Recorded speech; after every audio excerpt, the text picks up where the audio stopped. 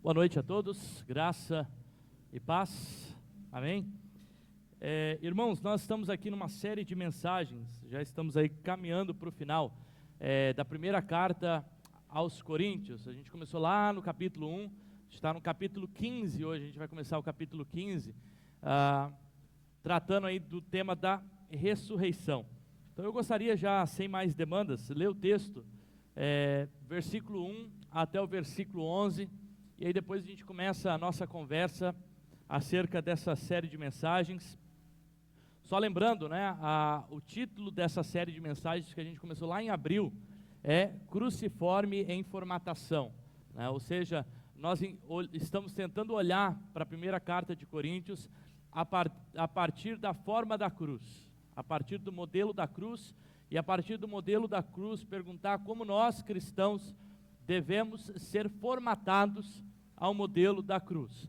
E para isso estamos então fazendo aí a exposição textual, Começamos lá no capítulo 1, já estamos no capítulo 15, Lembrando que 1 Coríntios tem 16 capítulos, então eu acredito que até final de novembro a gente finaliza aí essa primeira carta aos Coríntios. Então capítulo 15, versículo 1 a 11, diz assim: Irmãos, eu venho lembrar-lhes o evangelho que anunciei a vocês, o qual vocês receberam e no qual continuam firmes.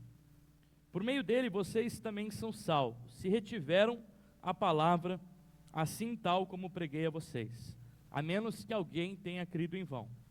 Antes de tudo, entreguei a vocês o que também recebi, que Cristo morreu pelos nossos pecados, segundo as Escrituras, e que foi sepultado e ressuscitou ao terceiro dia, segundo as Escrituras. E apareceu a Cefas, a Pedro, e depois aos 12. Depois foi visto por mais de 500 irmãos de uma só vez, os quais a maioria ainda vive, porém alguns já dormem. Depois foi visto por Tiago, e mais tarde por todos os apóstolos. Por último, depois de todos, visto também a mim, como um nascido fora do tempo. Porque eu sou o menor dos apóstolos, e nem mesmo sou digno de ser chamado apóstolo, pois persegui a igreja de Deus. Mas pela graça de Deus, eu sou o que eu sou. E a sua graça me foi concedida, e ela não se tornou vão.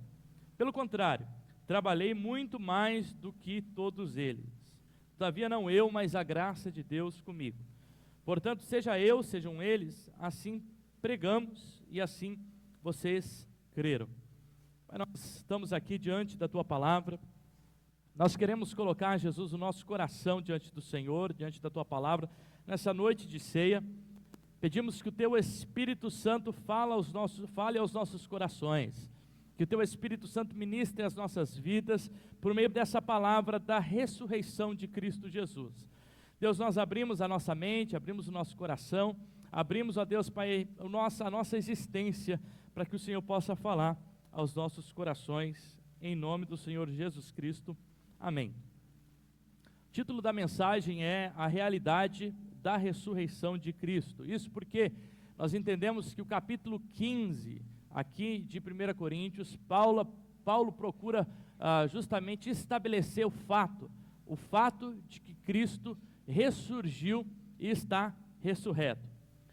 O livro Surpreendido pela Esperança, de N.T. Wright, inicia com dois questionamentos, que são questionamentos que perspassam toda a existência humana, e tem a ver com questionamentos que a gente faz na nossa existência.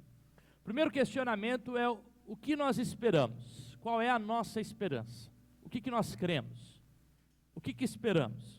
E o segundo é o que faremos ou o que estamos fazendo enquanto nós temos essa esperança. O que estamos fazendo enquanto esperamos o que esperamos. A resposta a ambas as indagações pode ser respondida de diversas formas. Isso a depender da crença pessoal de cada um. A forma com que enxergamos o futuro, e com isso eu ressalto a experiência da morte e da pós-morte, diz sobre como vivemos e enxergamos também a nossa fé. Os versículos 12 e 34 desse mesmo capítulo, capítulo 15 de Coríntios aqui, mostram justamente a incerteza desses da igreja de Corinto acerca do pós-morte, da morte e do que aconteceria com o corpo nessa pós-morte. Olha o que o texto diz no versículo 12: ora, se o que se prega é que Cristo ressuscitou dentre os mortos, como que alguns de vocês afirmam não haver ressurreição dos mortos? Ou seja, dentro da igreja haviam alguns que criam que não havia ressurreição dos mortos. Versículo 35, não 34, diz assim: mas alguém dirá, como que os mortos ressuscitam? Ou com que corpo esses mortos virão? Percebam então que havia na igreja de Corinto aqueles que negavam primeiramente a existência da ressurreição e outros que demonstravam uma certa incerteza quanto à materialidade ou à questão corpórea da ressurreição. A morte para a gente, e não só para a gente, na época também, a morte é lidada muitas vezes como um tabu. Ontem mesmo a gente estava aqui na aula, né? E alguém falou a palavra defunto. Às vezes é uma palavra que já nos assusta, só de falar. A pessoa não quer falar defunto, não quer falar morto, né? O falecido, né? Foi até trocada a palavra por falecido, né? Mas isso por quê? Justamente porque a gente tem a dificuldade de lidar com a palavra morte, ou com a morte. Ninguém deseja morrer. Todo mundo gostaria e gosta de a todo momento lidar com esse inimigo, enfrentar esse inimigo. Isso é o ciclo natural da vida. A pulsão da vida, ela é normalmente mais forte do que a pulsão da morte em nós. É assim que Paulo se referencia à morte, como a nossa inimiga. Versículo 26, Paulo diz o seguinte, que o último inimigo a ser destruído é a morte. A morte há de ser destruída. A sentença final já foi dada, ela já foi vencida por Cristo Jesus, mas nós ainda temos que lidar com essa palavra, ainda temos que lidar com a própria factualidade, com a própria morte em si. Enquanto ela continua sendo a nossa inimiga, nós lidamos então com essa questão que nos atinge na nossa existência. A nossa visão acerca daquilo que nós esperamos, da nossa esperança e daquilo que fazemos enquanto esperamos, está diretamente relacionado com o que nós cremos acerca da morte. Porque o que nós esperamos, ou como vivemos enquanto esperamos isso, tem a ver com como nós vemos a morte. Quem é a morte para a gente? Como a gente lida com a experiência da morte? No texto de 1 Coríntios 15, aqui nós temos aqui o terceiro maior capítulo do Novo Testamento e o maior capítulo da primeira carta aos Coríntios. E esse capítulo ele lida nos seus 58 versículos acerca do tema da ressurreição. O que é a ressurreição? O que ela nos ensina? Qual é a nossa experiência com a ressurreição? Quando ressuscitaremos? O que quer dizer que nós ressuscitaremos? Esse capítulo é então um compêndio de instrução teológica, histórica e que nos traz uma certeza: a ressurreição existe. E é isso que eu gostaria de trabalhar com vocês nessa noite. O capítulo 15 desenvolve então esse tema, o tema da ressurreição. Todos os temas que a gente viu até aqui, até o capítulo 14, são de importância e possuem a sua importância. A gente já viu acerca da divisão da igreja, do irmão sendo disciplinado dentro da comunidade, acerca dos comportamentos esperados dentro de um culto, acerca daquilo que, os comportamentos inadequados, acerca da ceia do Senhor, da solteirice, do divórcio, de vários temas. Mas agora nós chegamos naquilo que eu entendo que é o clímax dessa carta, o capítulo 15, talvez o tema mais importante, um tema extremamente essencial para nossa fé e para aquilo que a gente crê. Nos outros temas que a gente conversou, a gente pode até ter as nossas divergências, pode ter as nossas diferentes opiniões acerca do que o texto diz aqui ou ali, mas esse texto é um texto crucial na forma com que a gente enxerga a fé, no Evangelho, porque se trata do próprio Evangelho sendo discorrido no capítulo 15 de 1 Coríntios. O capítulo se desenvolve em 3 secções, ou 3 divisões principais, e a gente vai lidar com a primeira dessas divisões. A primeira divisão, do versículo 1 a 11, Paulo discorre justamente sobre o tema da ressurreição, e o fato de que o tema da ressurreição é uma realidade. Ele não coloca como possibilidade, mas como uma realidade. Versículo 12 a 34, que a gente vai ver na semana que vem, Paulo fala justamente sobre as consequências da crença e da descrença na realidade da ressurreição.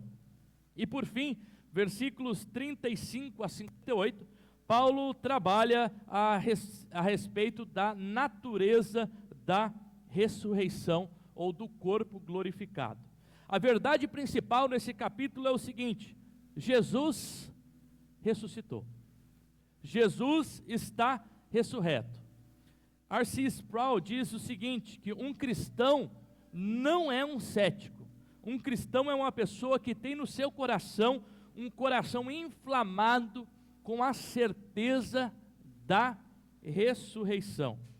Nos versos que nós leremos, do verso 1 a verso 11, a gente vê aqui 3 subdivisões. Versículo 1 a 2, ele traz a introdução do tema. Versículo 3 a 7, ele traz o argumento teológico e histórico acerca da ressurreição, por que a ressurreição é um fato. E do versículo 8 a 11, Paulo vai estabelecer o testemunho pessoal do seu encontro com o ressurreto. Paulo começa então no versículo 1 dizendo o seguinte: irmãos, eu venho lembrar-lhes o evangelho que anunciei a vocês, o qual vocês receberam e continuam firme. A primeira relação que Paulo estabelece aqui no verso 1 é justamente a relação do anúncio com a lembrança. Eu venho lembrar aquilo que vos anunciei. O contexto é certamente trazer a memória ativa acerca de uma doutrina que era essencial para aqueles irmãos.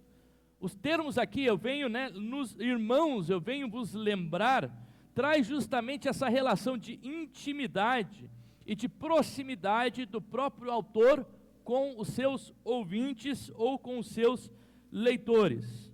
O termo aqui para lembrar, ele remonta justamente esse lembrar-se de algo que foi revelado, mas que por algum motivo foi escapado, ou seja, se escapou, se esqueceu. Paulo quer trazer aqui a lembrança de algo que eles já sabiam. O termo pode também ter a conotação de se fazer conhecido. Ou seja, o propósito de Paulo aqui no capítulo 15 é justamente fazer com que aqueles cristãos se lembrem de um fato, que é o fato da ressurreição de Cristo, que pelos seus comportamentos e as suas teologias, eles haviam se esquecido acerca desse fato. Aqui o conteúdo dessa lembrança, o que Paulo está lembrando? O conteúdo é o Evangelho de Deus, ou o Evangelho de Cristo Jesus. E a gente vê isso por meio da repetição, tanto do termo evangelho, substantivo, quanto do verbo, anunciar. Então eu venho trazer o evangelho, anunciar o evangelho. A igreja, como Paulo já havia recebido essa mensagem, e agora Paulo quer que essas pessoas não só recebam a mensagem, mas que eles continuem firme na mensagem do evangelho. Então a primeira relação que ele traz é justamente aquilo que eu recebi, eu quero vos lembrar, e aquilo que vocês têm recebido, eu quero que vocês continuem firme na verdade dessa mensagem, que é a mensagem do evangelho. Se eles continuam firme, por que será que Paulo então quer trazer a lembrança? Você está falando, olha, eu quero que vocês continuem firme. Por que Paulo está trazendo a lembrança? Certamente há entre esses irmãos e irmãs pessoas que estão negando e invalidando a doutrina da ressurreição, seja com a sua falta de crença ou com a sua crença errada acerca da ressurreição do corpo e da ressurreição de Jesus. E isso é perceptível quando a gente lê dos versículos 12 em diante. O primeiro versículo estabelece a conexão, a tríade desses três termos: o evangelho recebido, o evangelho continuado e o evangelho anunciado. É isso que Paulo trabalha, né? Aquilo que eu recebi, aquilo que vocês receberam, eu quero que vocês continuem naquilo que vocês receberam e que isso seja anunciado, como eu tenho anunciado a vocês. A tríade, então, estabelecida pelo apóstolo é o seguinte: o evangelho recebido, o evangelho continuado e o evangelho anunciado. O fluxo é justamente isso: a recepção, a permanência e a proclamação, como produto natural daquilo que o evangelho faz na nossa vida como cristão. Aquele que recebe o dom de Deus, ele compreende que o dom de Deus é recebido de Deus.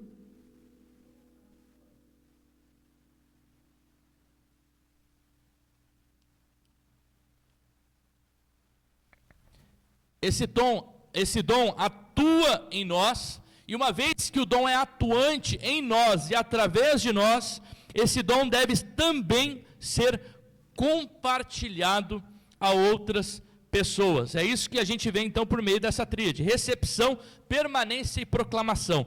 Toda a mensagem, todo o dom de Deus, o dom da salvação é recebido de Deus, é atuante em nós, e Deus quer que nós compartilhamos isso com outras pessoas. A gente consegue observar isso nas histórias que a gente vê nos evangelhos, quando Jesus se encontra com as pessoas. E quando Jesus se encontra com essas pessoas e faz algo na vida dessas pessoas, essa pessoa, ela é tanto curada por Deus, ela recebe o dom de Deus, e instantaneamente o fruto natural é que ela proclame. Lembra o que acontece com a mulher Ciro-Fenícia, com o que acontece com a mulher samaritana, né, e tantos outros que tiveram esse encontro com Jesus, e que o fruto natural do encontrar-se com o evangelho é fazer com que o evangelho seja vivo em nós. Versículo 2, Paulo continua dizendo: por meio dele, do evangelho, vocês também são salvos, se retiverem a palavra assim como preguei a vocês, a menos que tenham crido em vão.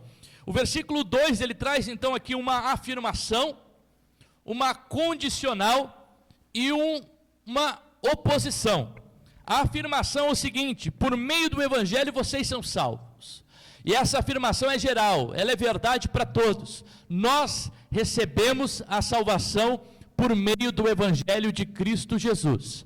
E esse evangelho que depois vai ser esclarecido dos versos 3 ao verso 7. Nós fomos salvos por meio do evangelho de Jesus. A condicional é se vocês retiverem a palavra como eu preguei, ou se a palavra foi atuante em vocês, então vocês foram salvos, né? Então o evangelho, ele precisa também trabalhar em nós, para que essa palavra fique dentro de nós, a fim de que a salvação ocorra. A oposição é o seguinte: a menos que vocês tenham crido. E é interessante que nessa oposição há então a existência daqueles na comunidade que talvez afirmaram a fé em Jesus, mas que não retiveram a palavra, e porque não retiveram a palavra, a salvação não foi eficaz na vida dessas pessoas. Pessoas, como o texto diz aqui, que creram em vão, ou que tiveram uma fé vazia, uma fé inoperante. Pessoas então que foram para a comunidade e que talvez não receberam a mensagem verdadeira da salvação, creram em qualquer outra falácia, em qualquer outra mentira, se convenceram de uma verdade falsa, mas que a verdade verdadeira não produziu frutos naquela pessoa. Porque aquele que se encontra com o evangelho de Cristo Jesus, o fruto natural é o recebimento do dom, é o trabalhar desse dom dentro dele, da salvação, e a proclamação desse dom para outras pessoas. Então Paulo ele coloca existências de pessoas dentro da comunidade, que podem até terem cridos, mas tiveram uma crença falsa, e por isso a crença dessas pessoas são crenças vazias, inócuas e inoperantes. Versículo 3, Paulo diz o seguinte: antes de tudo, eu entreguei a vocês o que também recebi. E aqui ele começa então a trabalhar o que é o Evangelho. O que é esse Evangelho que Paulo recebeu? Que poder que é esse da ressurreição que é operante naquelas pessoas? Então ele começa dizendo: antes de tudo eu entreguei o que eu recebi, que Cristo morreu pelos nossos pecados, segundo a Escritura. Então novamente Paulo ressalta a importância daquilo que ele vai dizer. Quando ele diz antes de tudo, ele está dizendo, primeiramente, aquilo que é mais importante, eu primeiro recebi aquilo que eu estou entregando a vocês. E Paulo recebe de quem essa mensagem? Então lá em Atos 9, quando ele se encontra com Jesus, depois ele vai receber a mensagem de Barnabé, vai receber a mensagem do apóstolo Pedro e de outras pessoas por meio da tradição apostólica, e isso então ele passa para outras pessoas. Então há essa dinâmica de passar e receber algo e passar esse algo para outra pessoa. Não só o movimento aqui da expansão é crucial, mas também o conteúdo daquilo que é compartilhado. Não só a ideia de que nós, quando recebemos, precisamos compartilhar, mas também o que nós compartilhamos. Uma vez que Paulo já estabeleceu que existem pessoas que possuem uma crença falsa, e que essa crença falsa é inoperante, e que essa crença falsa ela não produz frutos verdadeiros. Por isso ele também faz questão de agora do versículo 3b até o versículo 7, estabelecer o conteúdo real dessa mensagem do Evangelho. E a primeira verdade que Paulo anuncia aqui, o primeiro fato, é que Cristo morreu pelos nossos pecados, segundo a Escritura. É interessante que Paulo escreve isso por volta do ano 53. Então a gente tem aqui a síntese, ou o resumo, o credo mais antigo que a gente tem na Bíblia acerca do Evangelho de Deus, da morte, do sepulcro vazio, da ressurreição e do compartilhar ou da aparição de Jesus a outras pessoas. Então já no ano 53 Paulo estabelece esse credo, Nós, ou aqueles que vieram talvez do catolicismo, conhecem mais, mas nos primeiros séculos, século 2 a 4, a igreja estabeleceu o chamado credo apostólico. Alguém lembra aí do credo apostólico? E o que o credo apostólico diz? Em suma, o credo apostólico, ele traz justamente o que os primeiros apóstolos criam acerca da igreja, de Deus, da salvação e de temas importantes da fé.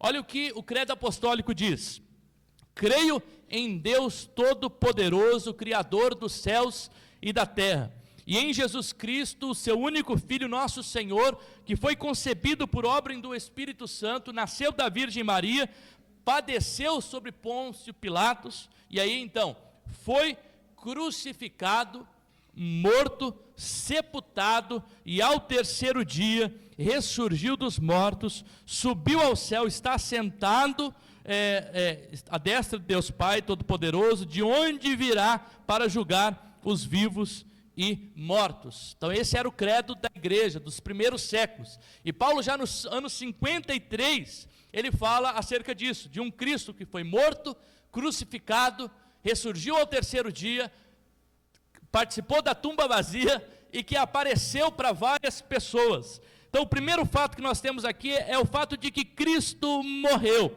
e isso traz justamente a certeza, de primeiro, de que nós servimos esse Cristo que morreu, mas a palavra da cruz não termina com a morte de Jesus, porque a morte, o evangelho da cruz, aquilo que Paulo diz em 1 Coríntios 1,18, que o poder da cruz, é o evangelho de Deus.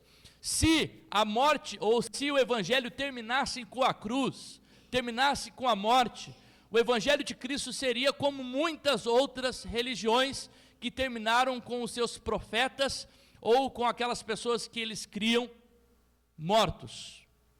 Se a palavra final fosse a morte, então nós nunca teríamos a capacidade de um dia vencer esse último aguilhão, que é a morte. Só que a palavra final não é a palavra da morte, a palavra final é a palavra da ressurreição. E quando nós olhamos para essa verdade, o Evangelho de Cristo é o único que traz a possibilidade, que traz a ressurreição como cerne daquilo que a gente crê. Então aí a gente começa a caminhar sobre o motivo da nossa esperança. A nossa esperança não terminou no madeiro. E por isso, quando nós olhamos para a cruz, ela se encontra vazia. Porque o madeiro não pôde pendurar o nosso Salvador. A palavra da cruz não é a última palavra. A palavra da ressurreição é a última palavra. A gente cantou aqui porque Ele vive. Eu posso crer no amanhã. Percebe que a crença, aquilo que a gente percebe como futuro e como existência atual, tem a ver com aquilo que nós olhamos para Jesus, como nós enxergamos Jesus. Se Jesus é o Cristo morto, então a nossa fé está num Cristo morto. Mas se Jesus é um Cristo que morreu sim, pelos nossos pecados, como diz aqui, segundo as Escrituras, para se cumprir aquilo que estava nas Escrituras, mas que ressurgiu, então a nossa fé está nesse Salvador que está ressurreto, com um corpo glorificado, assentado à destra de Deus Pai, que nos aguarda e que um dia o nosso corpo será também glorificado e que nós estaremos com Ele. A morte do Messias não é uma mensagem que assusta ninguém. Não é uma mensagem que assusta Roma, não é uma mensagem que assusta os discípulos, né? Eles ficaram amedrontados, pelo contrário. Mas a palavra da ressurreição é uma palavra que contradiz aquilo que a gente compreende como realidade humana. Porque o Cristo ressurreto era o Cristo que enfrentava o Império Romano.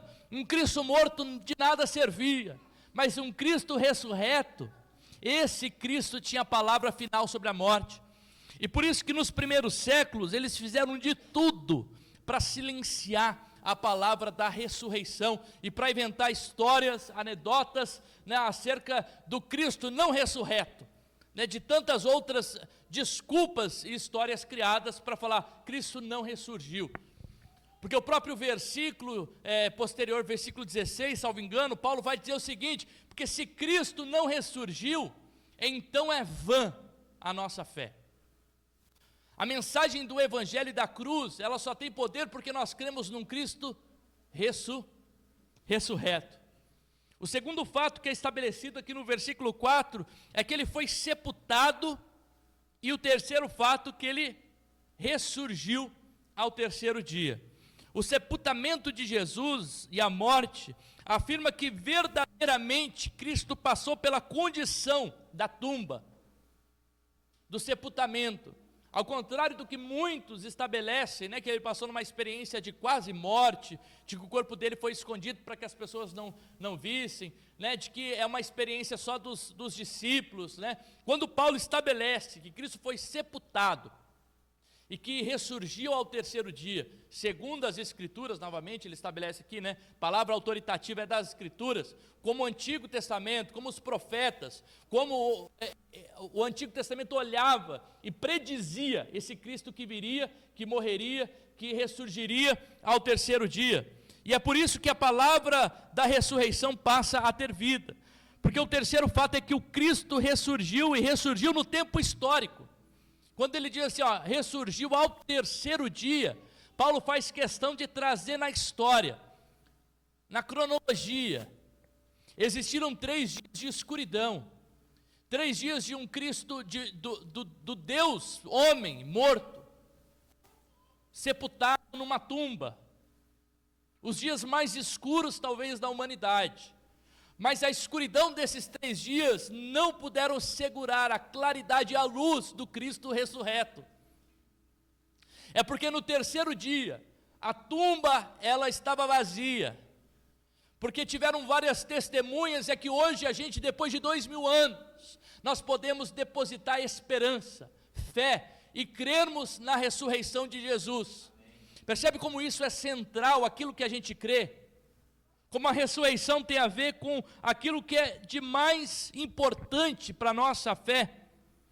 Há inúmeras referências que falam sobre essa ressurreição ao terceiro dia, né? A gente vê lá nos evangelhos, Cristo várias vezes citando, né? Porque eu vou, mas eu vou voltar, né? Ao terceiro dia. Lucas 24:46, por exemplo, ele diz assim: assim está escrito, que o Cristo tinha que sofrer, ressuscitar dentre os mortos ao terceiro dia.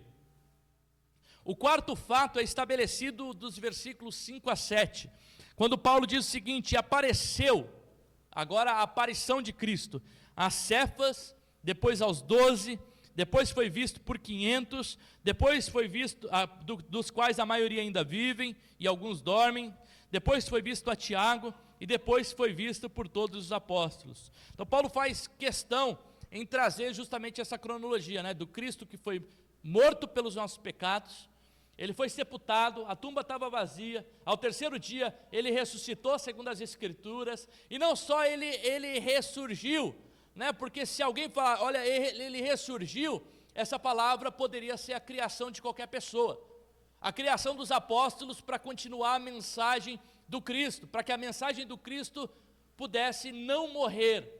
Mas quando Paulo estabelece, as Escrituras também estabelecem, que Cristo, ele apareceu às pessoas, isso se torna agora um fato histórico da ressurreição de Cristo.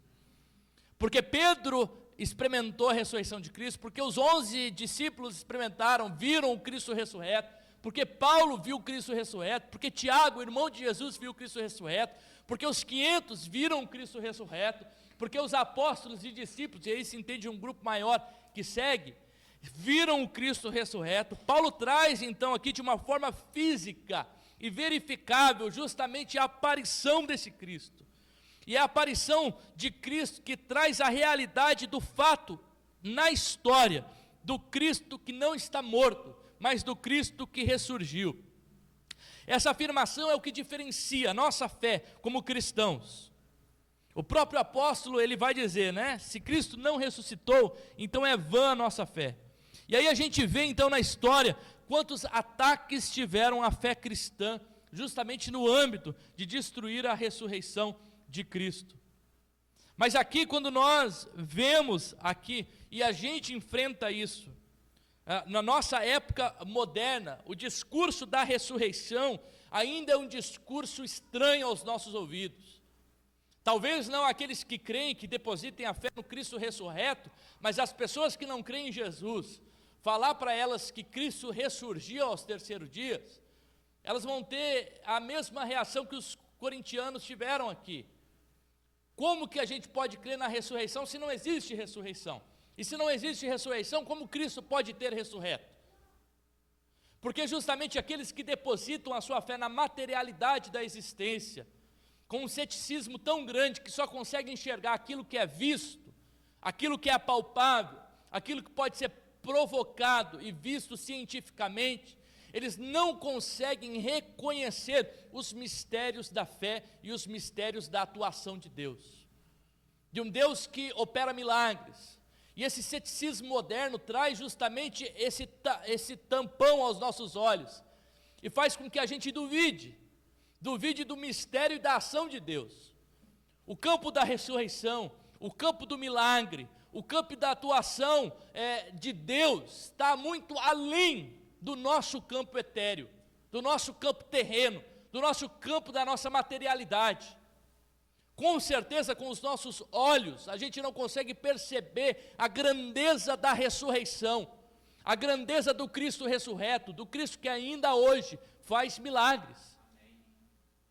Muito mais do que a gente pode crer, muito mais do que a gente pode imaginar. As nossas afirmações não podem, de maneira alguma, encaixotar a ação do próprio Cristo, que supera tudo aquilo que a gente prevê ou diz acerca dele.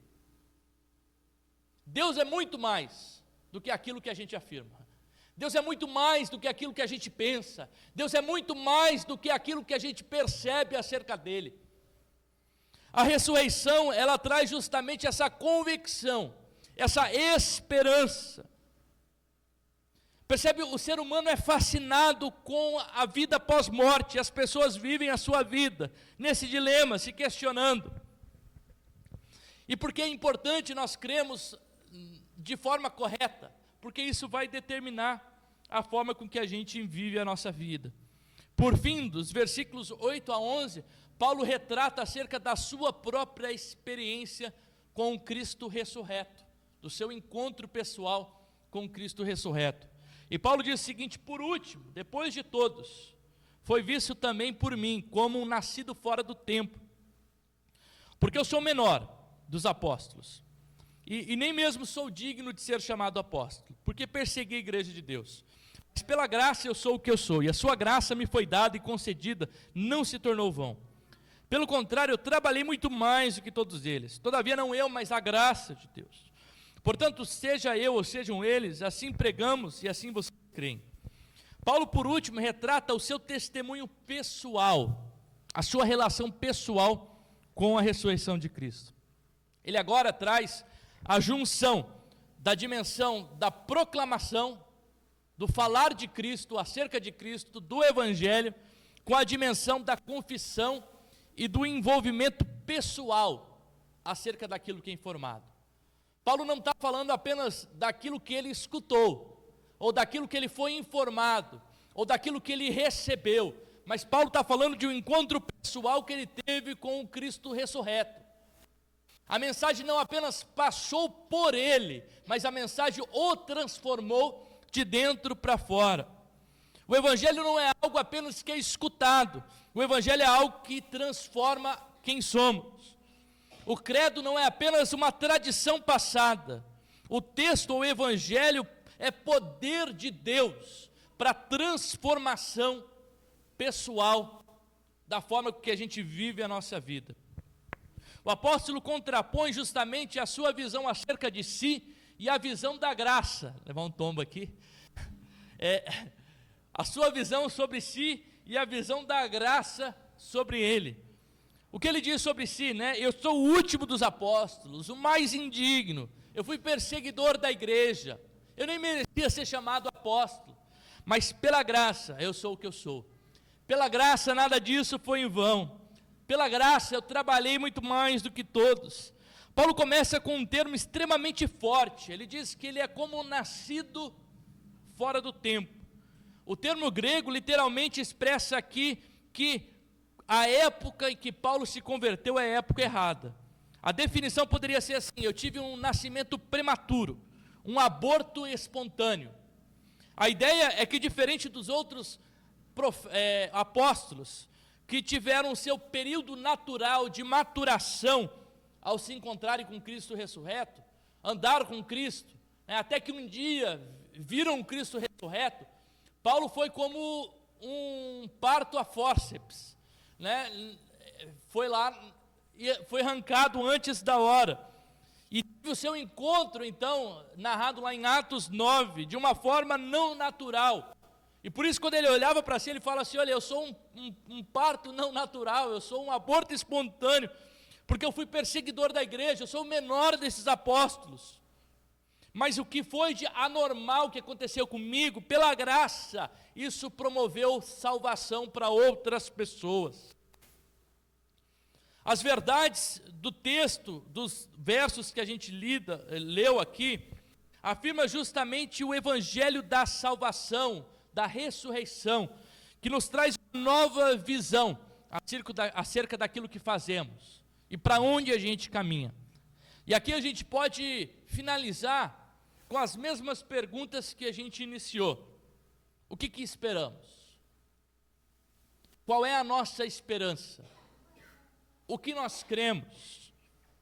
O que nós fazemos enquanto esperamos o que esperamos? E para Paulo, essas perguntas são respondidas da seguinte forma: esperamos o dia em que os nossos corpos experimentarão da ressurreição e serão transformados e glorificados. Esperamos pela ressurreição. Cremos contra toda racionalidade, impossibilidade e descrença que o mundo moderno nos impõe.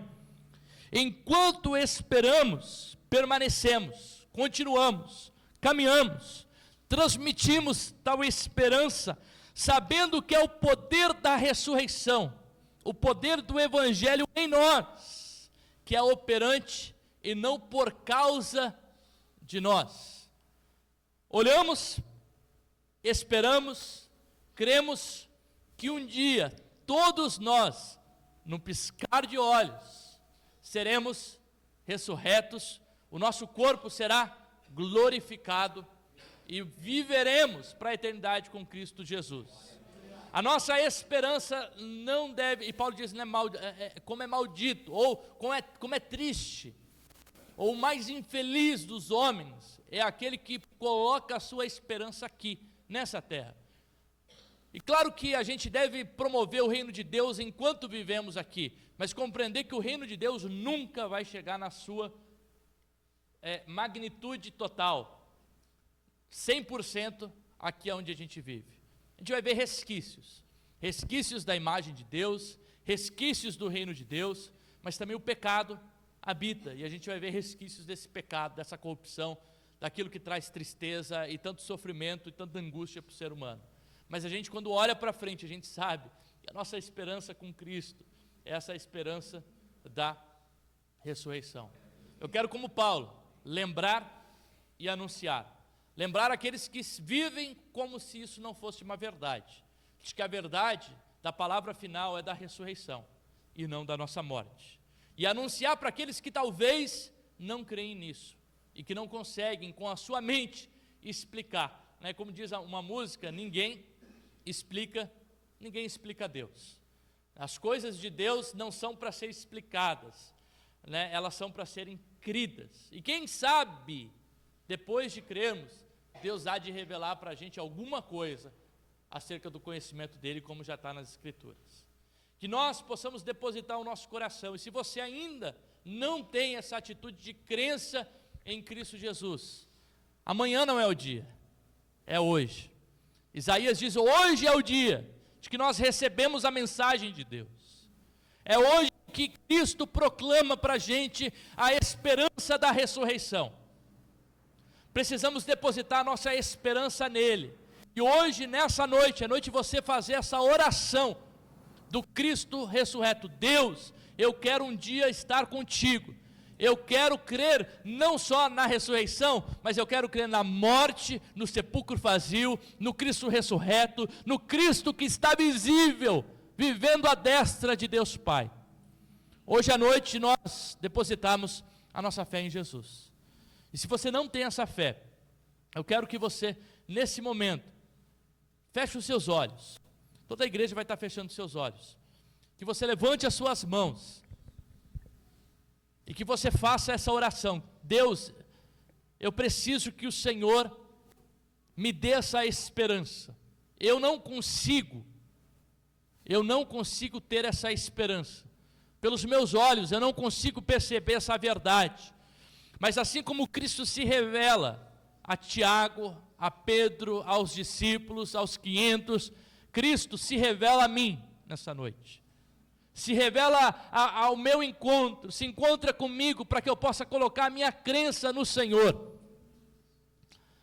Pai, eu quero colocar cada pessoa que está aqui diante do Senhor nessa noite. Eu quero orar, Jesus, para que a ressurreição não seja apenas mais algo tão distante que nós olhamos, Pai, mas que seja o cerne daquilo que nós vivemos, para onde nós caminhamos, para onde nós andamos. Deus, se tem alguma pessoa aqui que talvez não se encontrou com Cristo ressurreto, que o Senhor nessa noite possa incomodar essa pessoa, que o teu Espírito possa ir ao encontro dessa pessoa, que ele se encontre com a tua revelação e que o poder da tua mensagem traga transformação, esperança ao desesperado. Traga, ó Deus, Pai, vida ao que está morto, traz luz àquele que está na escuridão, traz palavra de vida aonde há palavra de morte. Pai, nós queremos colocar o nosso coração diante do Senhor e pedir que o teu Espírito Santo opere em nós, ó Pai. Pai, que nós não venhamos nos esquecer dessa verdade que o Senhor afirma na tua palavra: Cristo está vivo. Cristo está vivo, e não está vivo apenas no nosso coração, Ele está vivo à direita de Deus Pai, Ele está vivo nos céus, da onde nós nos encontraremos com Ele, Ele está vivo e atuante nos corações. Pai, nós colocamos a nossa esperança em Ti, Pai, em nome do Senhor Jesus Cristo, amém, amém.